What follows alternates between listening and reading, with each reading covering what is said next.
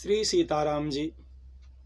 शास्त्रों में वर्णन आता है कि सारम निदध्यात्, मनुष्य की आयु अल्प है, थोड़ी है।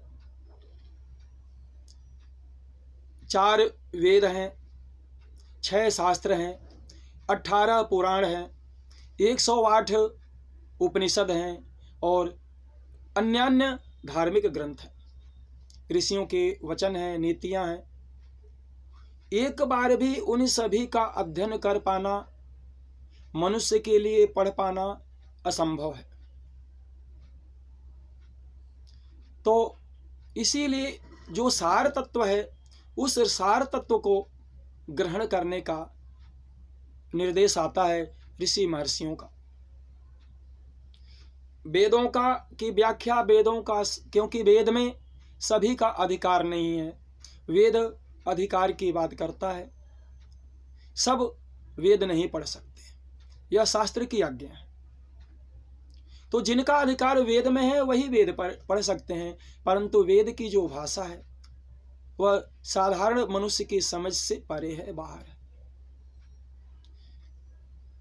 वेद की व्याख्या उपनिषद है, उपनिषदों की भाषा भी अत्यंत गूढ़ है और गूढ़ार्थ से भरी हुई है।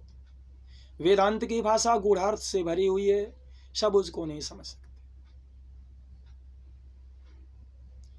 तो हम मनुष्य के लिए, सर्वसाधारण मनुष्य के लिए कम समय में, कम आयु प्राप्त होने पर हम क्या करें?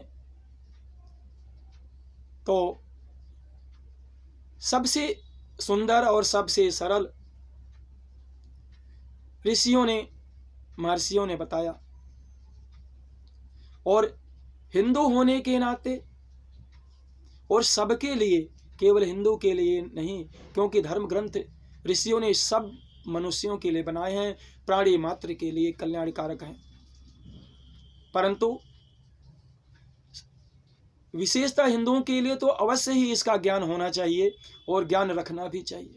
हमें अपने पूर्वजों के विषय में, अपने ऋषि महर्षियों के विषय में, अपने धर्मशास्त्रों के विषय में यदि ज्ञान नहीं तो हमारा जीवन व्यर्थ है। हम तो पृथ्वी पर भार स्वरूप हैं। जब हमें ऋषियों की वाणी का पता नहीं, हमारे धर्म ग्रंथों का पता नहीं, धर्म शास्त्रों का पता नहीं, हमारा इतिहास पता नहीं, तो हम तो पृथ्वी पर भार रूप से हैं। और हमारा जीवन का उद्देश्य ही यही है कि अपने जीवन का कल्याण करना। गर्भ में जो हमने प्रभु से प्रतिज्ञा की है, जो वादा किया है, उस वादे को निभाना तो हर मनुष्य का परम कर्तव्य है कि अपने आत्मा का उद्धार करना। तो उसी प्रक्रिया में, उसी क्रम में हम सार तत्व का ग्रहण करें। तो गीता एक ऐसा शास्त्र है, गीता एक ऐसा ग्रंथ है जो संपूर्ण विश्व में प्रमाणित है। और जो गीता भगवान श्री कृष्ण की वाणी है। वर्णन आता है कि गीता सुगीता कर्तव्या किमन्यै शास्त्र विस्तरै या स्वयं पद्मनाभस्य मुख पद्माद्विनिसृता। जो पद्मनाभ भगवान विष्णु, जिनकी नाभि में कमल सुशोभित हो रहा है, शोभा को बढ़ा रहा है, ऐसे भगवान पद्मनाभ विष्णु भगवान के अवतार भगवान श्री कृष्ण ने जिस गीता को गाया है, उस गीता के प्रत्येक अध्याय के प्रत्येक श्लोकों का बड़े ही गूढ़ से गूढ़ अर्थों का गहन अध्ययन करते हुए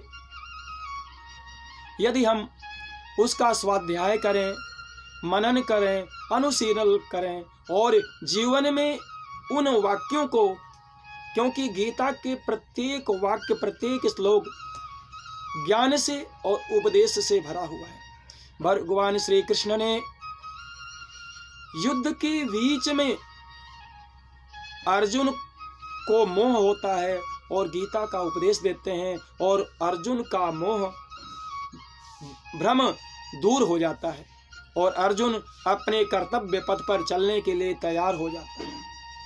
जो कर्तव्य पथ से विमुख हो रहा था, अपने कर्तव्य पथ को छोड़ करके वह भाग रहा था।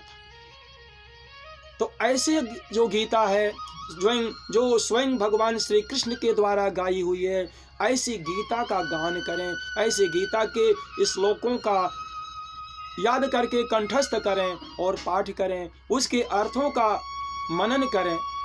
तो गीता हमारे जीवन में ज्ञानदाता है, अंधकार को दूर करने वाली गीता है।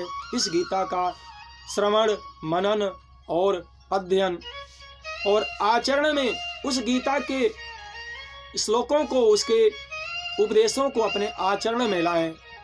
तो इस प्रकार से गीता के ज्ञान को अपने जीवन में धारण करें और उसे श्रवण करते रहें। कभी आपको गीता, कभी आपको भागवत, कभी आपको रामायण से कुछ अंश श्रवण करने को मिलेगा।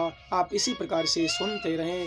श्री सीताराम जी। प्रभु आप सभी का, हम सभी का कल्याण करें, मंगल करें। अभी तक यदि आपने हमारे YouTube को, चैनल को सब्सक्राइब, लाइक नहीं किया हो तो उसे लाइक करें, सब्सक्राइब करें और घंटी को दबाएं और श्रवण करते रहें।